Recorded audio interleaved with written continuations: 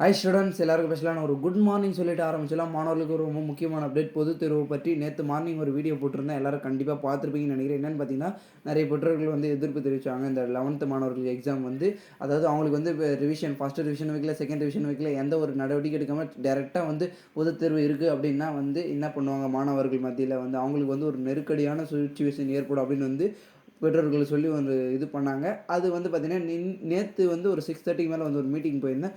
அங்க வந்து பார்த்தீங்கன்னா, ஆன்லைன் மீட்டிங்கில என்ன சொல்லியிருந்தாங்கன்னா, பெற்றோர்கள் நெறைய பேர் சொல்லிட்டு இருந்தது என்னன்னா, அதாவது அவங்களுக்கு வந்து எக்ஸாம் வைக்கிறது கொஞ்சம் இதுதான். ஏன்னா, எதுவுமே ஒரு முன்னெச்சரிக்கை இல்லாம வந்து எக்ஸாம் எழுதுனா மாணவர்கள் கொஞ்சம் இது பண்ணுவாங்க அப்படின்னு சொல்லியிருந்தாங்க. நெக்ஸ்ட்டு வந்து இந்த 10th, 12த்துக்குலாம் வந்து பார்த்தீங்கன்னா, அதிகமா சம்மர் சீசன் அதிகமா அப்பதான் வந்து அந்த வெப்ப தருணம் வந்து அதிகமா இருக்கும். அந்த டைம்ல வந்து 10th, 12த்துக்கு வந்து எக்ஸாம் வச்சா மாணவர்கள் வந்து எப்படி எக்ஸாம் அட்டெண்ட் பண்ணுவாங்க அப்படின்னு வந்து கேட்டிருந்தாங்க. பார்க்கலாம். ஆனா வந்து பெற்றோர்கள் நல்லா கேட்டு வராங்க. தமிழக அரசு என்ன முடிவு சொல்றாங்க பார்க்கலாம். ஓகேவா? Okay students.